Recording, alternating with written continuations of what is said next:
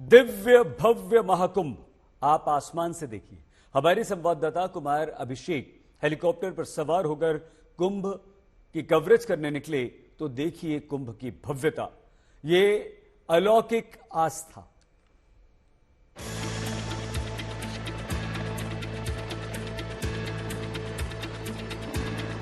Helicopter ride भी इस महाकुंभ का एक आकर्षण है। बेहद सस्ते, तकरीबन 1300 रुपए में तकरीबन 8 मिनट का यह हेलीकॉप्टर राइड है जो कुंभ के ऊपर इस संगम के ऊपर ले जाता है और पूरे इस कुंभ का दर्शन कराता है। आसमान से महाकुंभ की भव्यता। महाकुंभ में संगम के इस हेलीकॉप्टर राइड को जॉय राइड नाम दिया गया है। तो उड़ते हैं इस उड़न खटोले में और दिखाएंगे आपको संगम का दृश्य हवा से। दिव्य भव्य अलौकिक महाकुंभ।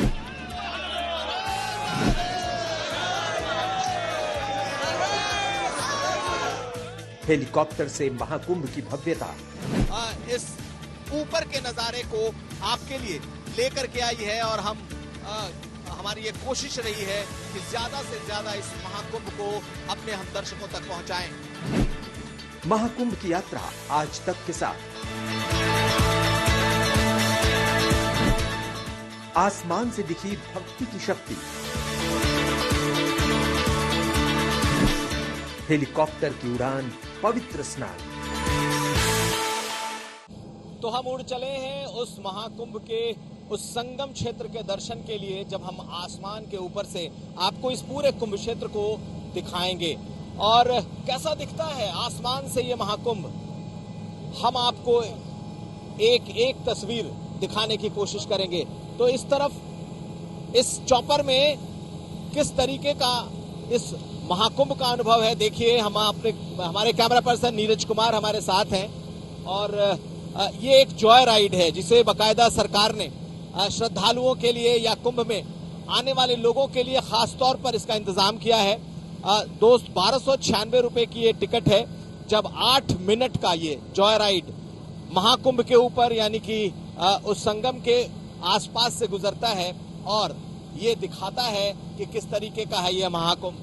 हम आपको अपने दूसरे तरफ दिखाएं। देखिए ये पूरी की पूरी टेंट सिटी आपको दिखाई दे रही है और इस टेंट सिटी में किस तरीके का रंग है, किस तरीके का कलर है। हम अपने कैमरा पर्सन को कहेंगे कि वो इसे दिखाएं। तो हम इस तरफ मेरे बाएं अगर हम देखें तो गंगा का वो किनारा है और ये पूरी की पूरी टेंट सिटी इस वक्त आपको दिखाई देगी। हालांकि ये वीआईपी टेंट सिटी है, अरैल का इलाका है और मेरे ठीक पीछे अब आपको ये टेंट सिटी के दर्शन हो रहे हैं जो कि इस महाकुंभ का आकर्षण है। यहाँ विदेशी और खास करके जो वीआईपी मेहमान आए हैं उनके रुकने की ये व्यवस्था आपको इस वक्त दिखाई देगी।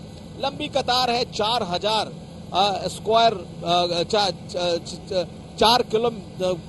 स्क्वायर किलोमीटर का ये पूरा एरिया है और गंगा के किनारे किनारे आपको ये कुंभ के दर्शन इस वक्त आप कर सकते हैं। हम आपको दिखाएं गंगा माँ गंगे का ये तस्वीर और इस गंगा इस संगम क्षेत्र के दोनों तरफ अगर आप देखेंगे तो लोगों के लिए टेंट सिटी बनाई गई है। फिलहाल आपको पॉन्टून के जो पुल हैं, जो पीपा पुल हैं, आपको दूसरी तरफ दिखाई देंगे और ये ठीक मेरे नीचे अगर आप देखेंगे तो ये संगम क्षेत्र है और संगम क्षेत्र में लगातार आप देखिए किस तरीके का संगम का ये दृश्य है। नावें ही नावें और संगम में किस तरीके का ये माहौल इस वक्त आपको यहाँ पर दिखाई देगा।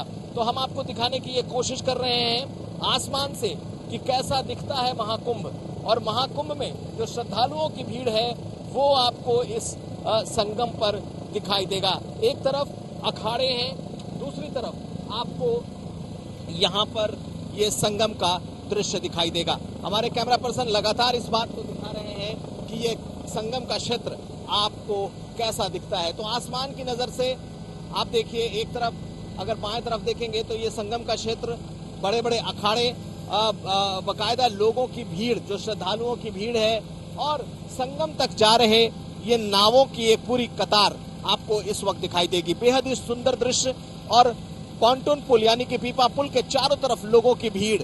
तो इस वक्त ये संगम का दृश्य है जो कि आपको दिखाई दे रहा है।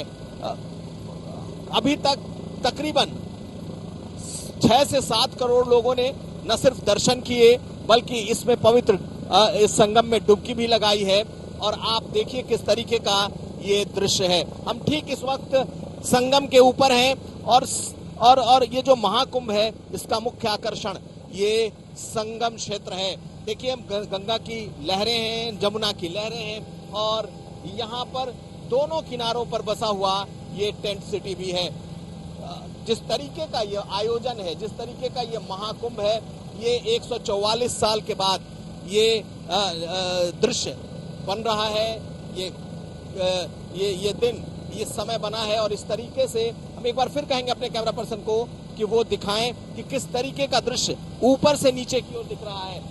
अमूमन देखिए ये पॉन्टून के पुल हैं और फिर लोगों की भीड़ है, स्नान है, चारों तरफ अखाड़े हैं, दूसरी तरफ आपको अखाड़ों का एक पूरी श्रृंखला मिलेगी और फिर ये गंगा, यमुना और सरस्वती का संगम है। तो अपने आप में आसमान से एक अद्भुत नजारा इस वक्त दिखाई देगा। आज तक के दर्शकों के लिए ये खास और पहली बार आज तक की टीम इस ऊपर के नजारे को आपके लिए लेकर के आई है और हमारी ये कोशिश रही है कि ज्यादा से ज्यादा इस महाकुंभ को अपने हम दर्शकों तक पहुंचाएं।